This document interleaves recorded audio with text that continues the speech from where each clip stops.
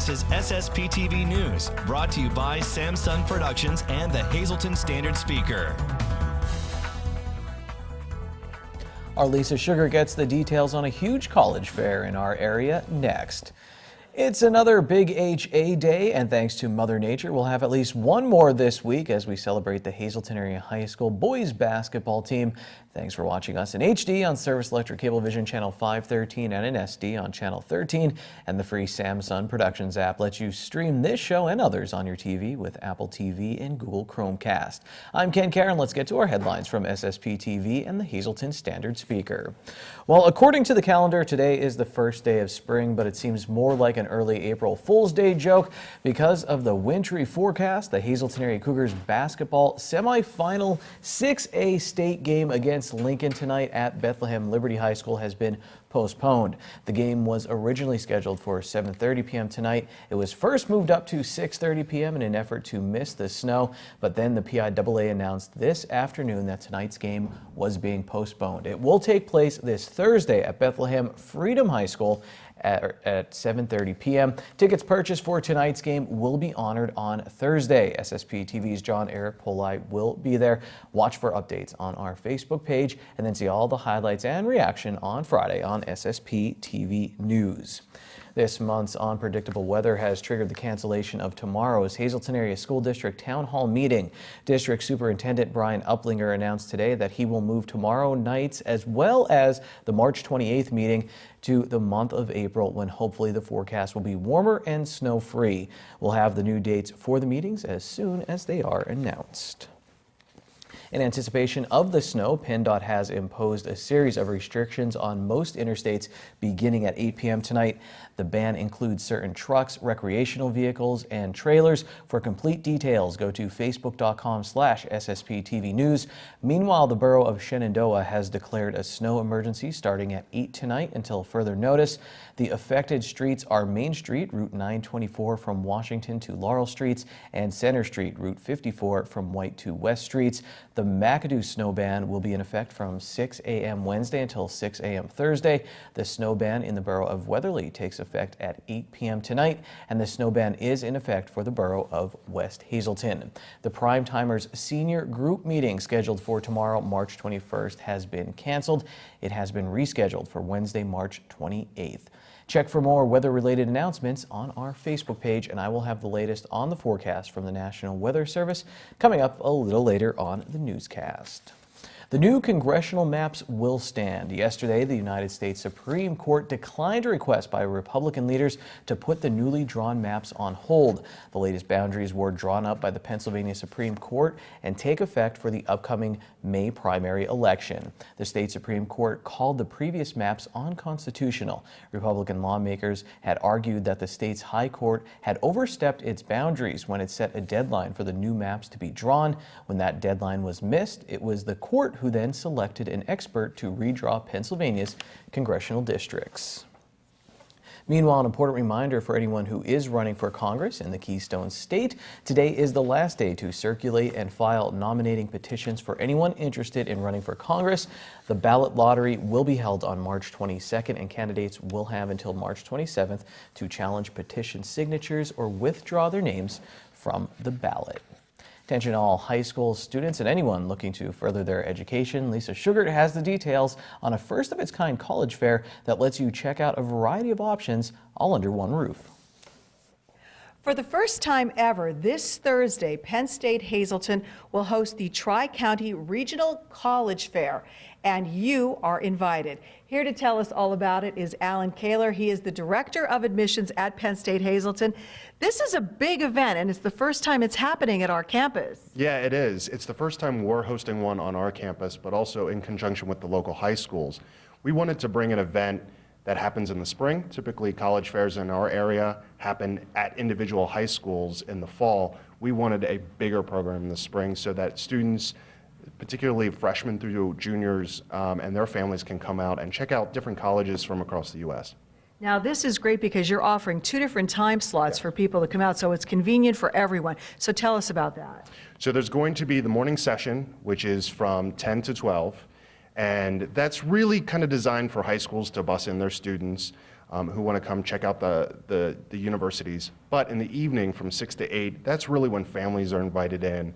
Parents can come with their students and talk with the same representatives that will be there for both time slots. And this is for people of all ages, and it's also for transfer students as well. Yeah, so especially if you're at one of our local community colleges and you're interested in transferring in and finishing out your bachelor's degree, this is a great opportunity to speak with admissions folks who can talk about all their different programs at their institution. So this is great and convenient because it's like one-stop shopping, all the schools under one roof. So how many schools are you going to have there, and what type of variety will there be? So we have over 50 colleges and universities and military branches that are going to be there on Thursday. So we're excited about it because it's a wide range, and it's not just Pennsylvania schools, schools from New York, from New Jersey, from across the Northeast. It's really giving you a wide range of opportunities, no matter where you think your path is going to take you. And why should someone be interested in attending something like this? Because you're literally getting like a one-on-one with that college representative. It's really that first point of contact in finding out what each college, university, or even military branch wants, how to apply, how to go through that process. It's not very often that you get all one spot that you can really kind of take care of that. And you don't have to register. It's free. So we just invite anyone to come on, stop on by, check it out. Anytime between that 6 to 8 in the evening or even 10 to 12 during the day, you can just come on by and speak with those representatives. And I know from past experience with my own children, going to some of these things as well, sometimes you can get a free application out of it as well. You do get the application fee waived, at least with Penn State, by coming to the event. So there you go, at least one school that's going to offer that. Well, that's a big deal because, it adds up if you want to apply to a couple colleges and it costs money. So free application fee for Penn State Hazleton if you show up this Thursday. Absolutely. All right, that's even another great reason to go. It is free, it's open to the public. As Alan said, it's happening this Thursday from 10 till noon and then again from 6 till 8 p.m. Whereabouts on campus? In the gym? Yeah, so when you pull on campus, we'll direct you where to park, which is lot F, and it will be in the gym. All right, very good. It's a wonderful opportunity, as we said, one-stop shopping for your college education or military education, whatever you would prefer. So check it out. Stop by. It's free. You can't beat that. And you'll get a free application in the process. Thanks, Lisa. Moving on, it's the perfect Easter gift. You have the chance to purchase the Angela Park DVD at a special price.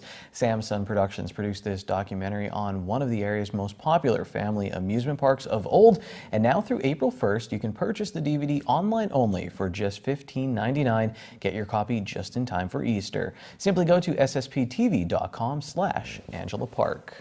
Coming up next, another outdoor adventure with Kent Jackson and our snowy weather forecast. And later we kick off our Schuylkill County State Championship road trip at Marion Catholic High School with state champ swimmer Danny Berlitz. This is SSPTV News, your place for 24 hours of your hometown news and information.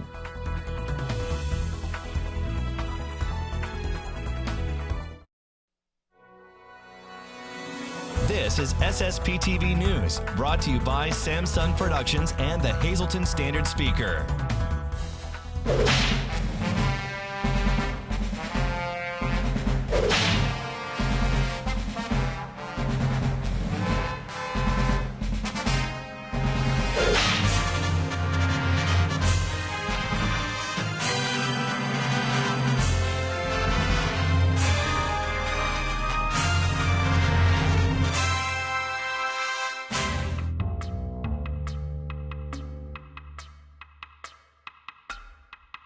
A few months ago, I mentioned finding a raccoon dead on the fairway at the Valley Country Club as I skied past.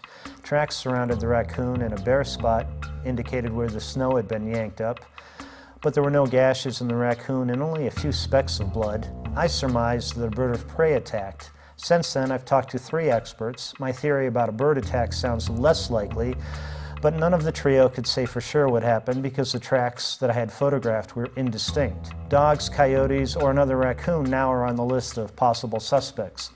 Lori Goodrich of Hawk Mountain Sanctuary said if a bird swooped in, it probably was a great horned owl. Owls and the raccoons are both active at night, and the great horned owl is the largest of the Pennsylvania owls. Lori would have expected, however, that the owl would have eaten some of the raccoon, even if the raccoon was too big to fly away with. Likewise, Susan Gallagher of the Carbon County Environmental Education Center and Christopher Gogan, a wildlife biologist at Penn State Hazleton, think a coyote also would have eaten part of the raccoon or carried it off. Both of them suggest a dog or dogs might have been the most likely animals to leave the raccoon rather than use it for food. Gogan said it's possible the raccoon was dead when found by dogs, which then dragged it around and left the jumble of tracks. Gallagher said a car crash or an illness might have weakened the raccoon before a predator arrived, and then something else might have scared off the predator before it could eat or carry away the raccoon. But who knows? I love these little winter mysteries, Gallagher told me. If anyone has any other theories on the solution to the mystery, please let me know.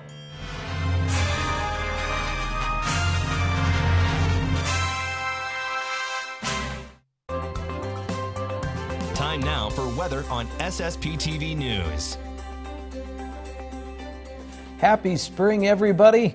Okay, now get over it because there's a winter storm watch in effect for our area. 4 to 8 inches of snow possible. Here is the forecast from the National Weather Service for our area. Tonight we have a 30% chance of snow, mainly after 9 p.m. It will be cloudy, low of 24 degrees, new snow accumulation of around an inch possible. And then for Wednesday, a 90% chance of snow, and the snow could be heavy at times, high of 31 degrees, and we will get around 4 inches of snow. Wednesday night, 40% chance of snow, mainly before 10 p.m., mostly cloudy, low of 23 degrees, wind gusts as high as 26 miles per hour, new snow accumulation of around 2 inches. Thursday, partly sunny with a high near 37, wind gusts up to 29 miles per hour. Thursday night is mostly cloudy and cold, low of 22.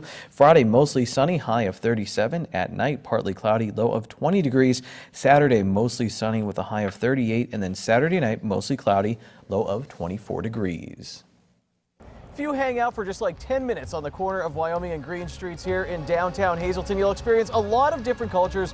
One thing that brings us all together is food, and whether it's something we want to celebrate or if there's a sad moment in our lives, food helps us get through it all. And we're going to learn more about all of this today at Frankie's Pizzeria and Restaurant.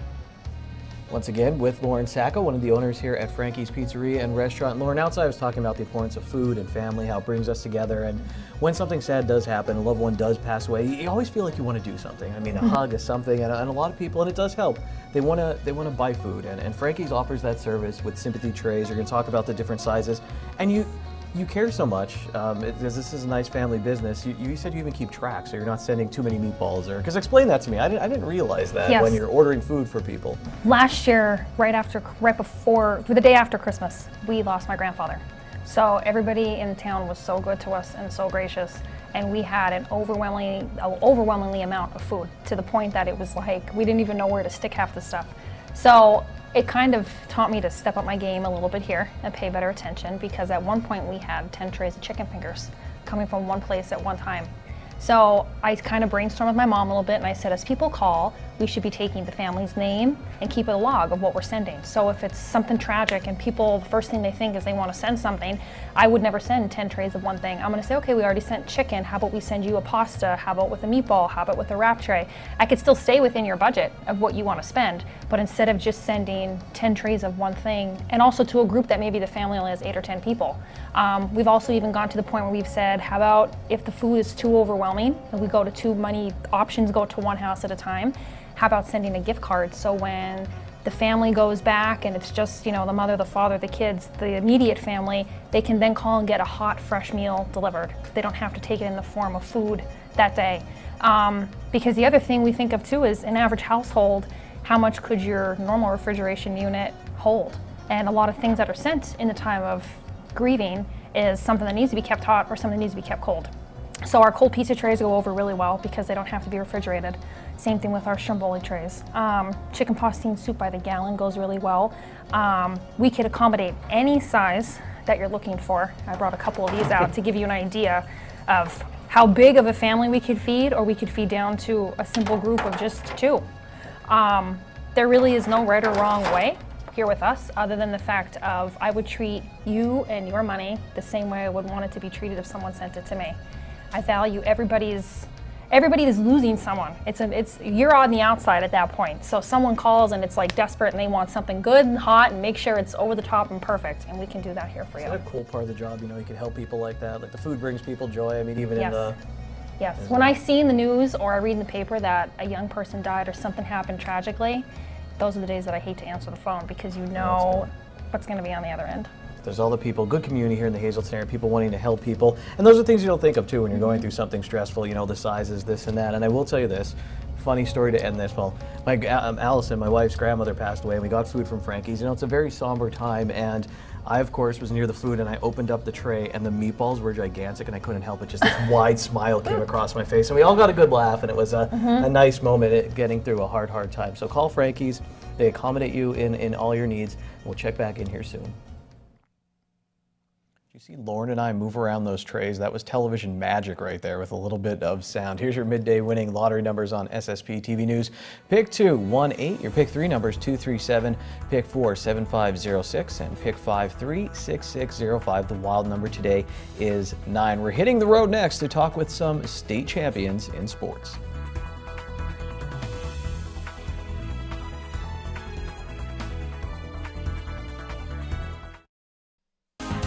Time now for sports on SSPTV News.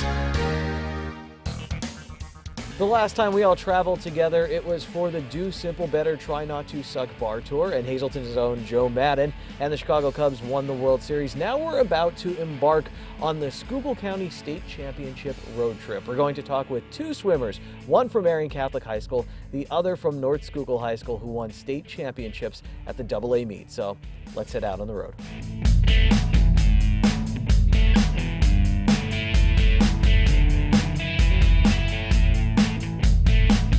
So the first stop here on our Schuylkill County State Championship Tour is at Marion Catholic in hometown with Danny Burlitz, now a 2-time state champion. Won the 500 freestyle last year, winning the 200-yard individual medley this season. But take us through the actual 200 IM at the state championship. So you have prelims that morning, and did you set a record in that one, and then you kind of come? Yeah, when I went to prelims, my prelims swim was kind of just getting to finals.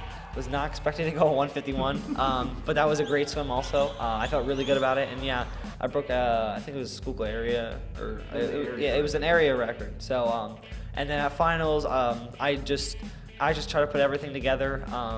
Didn't get DQ'd, which is awesome, but yeah, my goal, I'm a back half swimmer, like I said, so flying back is just try to stay with everybody. If I'm ahead, that's awesome, and then breast and free is just try to take over and just pass everybody. If I'm behind, or just try to take away. And it worked out really well. I was in front of everybody, or with everybody in the fly in the back, and then breast and free I pulled away.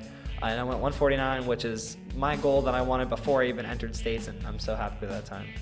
So just go back a little bit. I mean, last year, even when I interviewed you, you know, you were very excited. You won the 500, and you had the gold medal. But it seemed like in the back of your mind that disqualification was still there, and you were kind of like, I can't wait. It seemed like you couldn't wait to get the redemption. Is that kind of how it was? And was there more pressure, or were you just like, how did you approach that?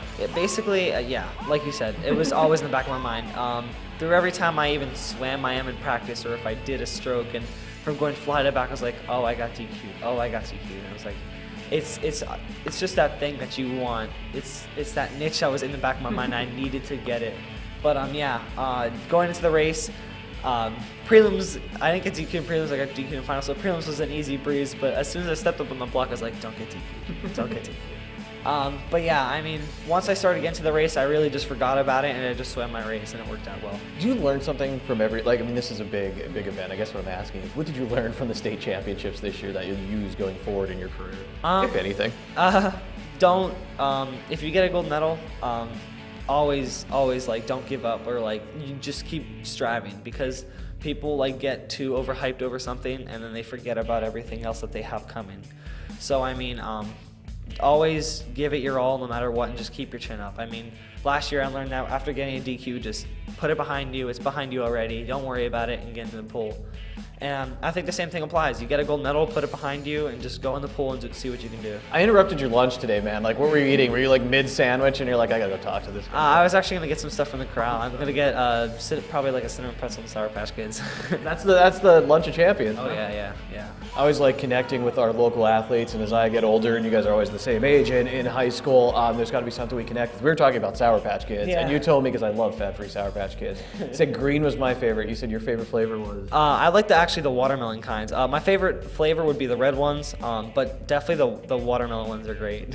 So we got good life advice from a state champion and also some Sour Patch Kid advice. I wanted to ask you this too. I'm heading down, I'm going to go to North Schuylkill High School now, and I wanted to know, because I'm a little stressed out, a busy day today covering all the state champions on a road trip. Where can I go chill out around here? Is there a nice chill spot I could get like a weather shot and clear my mind for a moment? There's a bridge over to the left. I don't know exactly where it is. And also at Flexer Photography, there's like a nice area of like a cornfield and like I think there's like a tree line and stuff. It's actually really nice. Every time I go to Flexer to get my pictures, I see it. Over there. Yeah. Wow, yeah. What a peaceful spot. Well, Danny, I thank you so much for your time today. Sorry I interrupted your lunch. Whew. Well, I think I found the spot that Danny Berlitz was talking about here around the hometown area. Boy, did I need a little break. It's been busy in the local sports world. We had Danny Berlitz winning state championship 200 IM, Reggie Crawford winning the state championship in the 50 freestyle in the pole from North Schuylkill, and of course the Hazelton area Cougars boys basketball team making a big run in the state playoffs. The Mono area girls basketball team making their big run in the state playoffs, unfortunately coming to an end, but a great season from then. So it's just been kind of crazy. I needed this zen moment to chill out. This is exactly what I needed as I continue on the Schuylkill County State Championship road trip, and we're going to get back to that. Very relaxed, very peaceful, but I could really go for some Sour Patch Kids.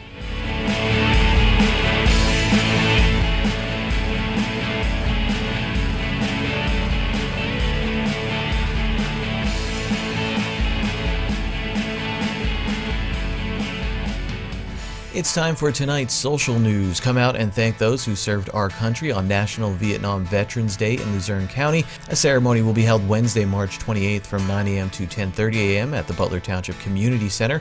Veterans who served between November 1st, 1955 and May 15th, 1975 are eligible for a lapel pin at the ceremony.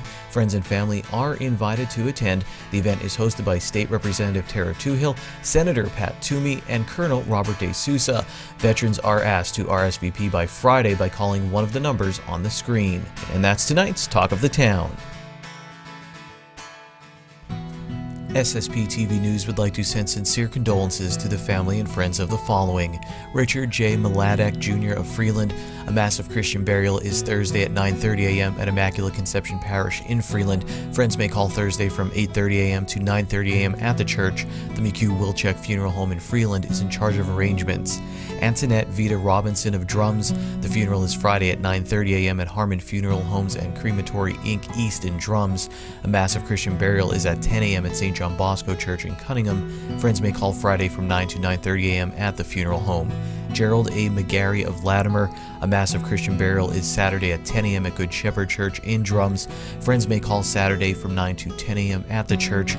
Frank J. Bonnet Funeral Home Incorporated is in charge of arrangements. And Jean H. Gernavage of Tamaqua. The funeral is Thursday at 11 a.m. at E. Franklin Griffith's Funeral Home in Tamaqua. Friends may call from 9:30 a.m. until the time of the service at the funeral home. Attention pay-per-view subscribers, if you see your name now on SSPTV News, call in to win a free movie from Service Electric Cablevision. Tonight's winner is James Spar of Shepton. Give us a call, 570-455-7267, extension 104. In case you missed it, Hazelton area versus Lincoln state semifinal basketball game moved to Thursday at 7:30 p.m. All the details, facebook.com/SSPTV News. Have a good night, everyone. Take it easy. Watch us online anytime at ssptv.com and follow us on Facebook and Twitter.